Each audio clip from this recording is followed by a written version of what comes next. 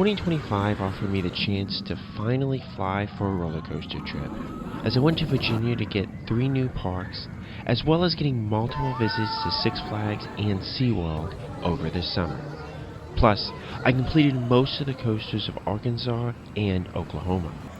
I did focus more on shows at the various parks this year, some days almost exclusively checking off all the shows the park had to offer for a various event, which I really enjoyed instead of just focusing on maximizing my coaster stats.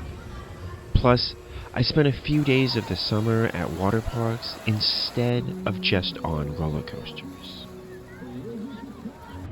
This was 2025.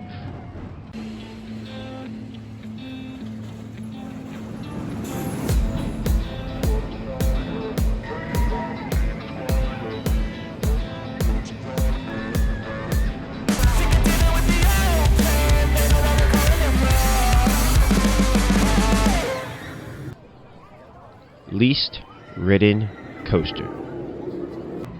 For the most part, I try very hard to get extra laps on coasters when I visit parks, with a goal of at least 2 laps per coaster.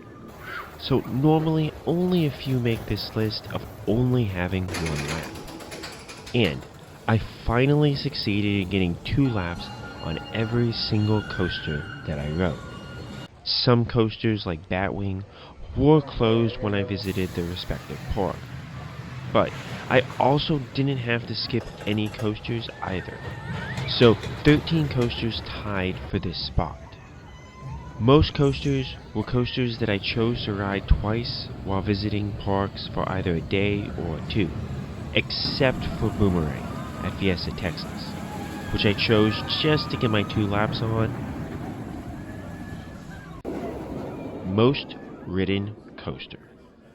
Honorable mention, Circuit Breaker, 14 laps. This new for 2025 coaster was super easy to marathon at Peppermint Parkway. The drop is fun, but not as crazy as it looks, whereas the rest of the layout gives a great mix of inversions, hang time, air time, and positive G's. The finale was a bit too strong for me, so after about 10 laps, I was really feeling it, and chose to go ahead and tap out, despite having plenty of time left to ride more. Number 5. Iron Rattler, 15 laps.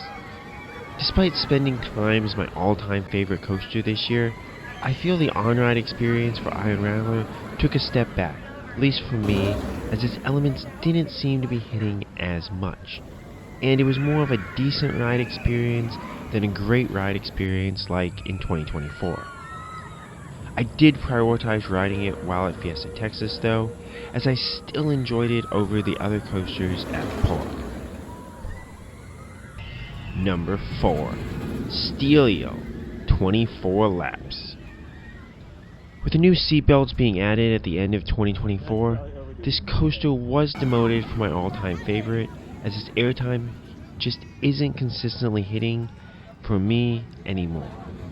Still, the large floater airtime over the hills is incredible, so I rode this a fair amount on my visits to SeaWorld. It did close due to high winds a few evenings on my summer visits, which made me unable to marathon it to get my lap count even higher. Number 3. Texas Stingray, 26 laps. This coaster grew on me a lot this year, as I'm now able to enjoy its airtime. It also benefited from being the closest to Hydropower Extreme FX, as I was able to get 4 to 6 quick laps on it towards the end of the day while I waited on that show to start. And I watched that show 5 times this year. That, combined with the Stelio closing for weather, led this to being the more ridden of these 2 SeaWorld coasters. Number 2. Twisted Timbers, 44 laps. My new favorite coaster, and by a large margin. I made it a clear priority to marathon this coaster at the end of each day at King's Dominion, as well as in the morning on my second day. And it never disappointed. I was incredibly tired by the end of my second day, so I might have tapped out early, but the lockers for Twisted Timbers gave me a solid and ate my phone. So I essentially had to wait around till it closed to get my phone back, and I just continued lapping this coaster, since, as exhausted as I was, only running around the queue line was tiring, as the ride experience itself continued to prove excellent. I think I'm gonna cry. Number 1, Switchback, 45 laps. I really thought 44 laps would be my highest, as it easily surpassed my top coasters from previous years. But I got 2 days at ZDT's, with my second knowing that they were going to close forever. I love Switchback, and it was giving absolutely excellent rides with strong airtime. So I naturally got 20 laps on my first visit, while still doing everything else at the park. With a clear shot at being my top coaster, it wasn't too hard to keep reriding, with a clear goal to maximize my time on Switchback. Though, with its intensity, it did beat me up a fair amount after 20-some rides, even if it was an incredibly fun coaster. New credits for 2023. 43. I got most of these while traveling to Virginia and hitting up Six Flags America, King's Dominion, and Busch Gardens Williamsburg. I also got new credits in Arkansas with my Magic Springs Season Pass, and a few of my missing credits in Oklahoma and Texas. Total credits in 2023. 79.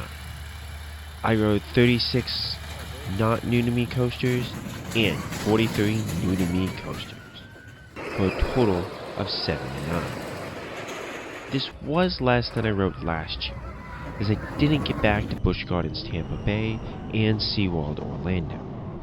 I also spent a few of the later weeks in the summer going to water parks such as Slitterbahn, so that limited some of my coaster exploration as well. On these 79 coasters, I got 555 laps, which came in just over where I was last year at 544. Toughest credit. Most coasters proved fairly easy. Some were closed at the parks I visited, including Batwing, Twist and Shout, Bolton, and Pantherian. So I did not get those credits. Flight of Fear also broke down before I could ride it on my first day at King's Dominion, but I got it on my second day at the park. Magic Springs proved the most difficult, largely because I drove all the way to Hot Springs without checking the weather, and the park closed due to rain. So I had to make the 6-hour drive back to Hot Springs later in the summer. I did get to pick up some smaller credits because of this though, but that was a really long day of driving. Most enjoyable credit. With Twisted Timbers becoming my new number 1, and it's not even close to the coasters right behind it, Twisted Timbers easily gave the best rides of 2025 for me. With 3 wonderful airtime hills, and then a return run with 5 strong airtime pops, Twisted Timbers is incredible. And I kept riding well after I was so exhausted that I could barely walk. Looking ahead. I plan to visit more coasters, with 3 potential trips in sight. If I drive on a long trip, I'd like to take a week and get to Kitty Park in Oklahoma, as well as the major parks in Missouri. I will likely get over to Florida for a week, as well to visit my grandparents, and plan to spend some time at Disney World, as my brother and dad keep sending me pictures and videos from there as their season pass members this year. Alternatively, my aunt lives outside of Pensacola, so it would be nice to go visit her for a week and pick up the various small coasters along the Gulf Coast.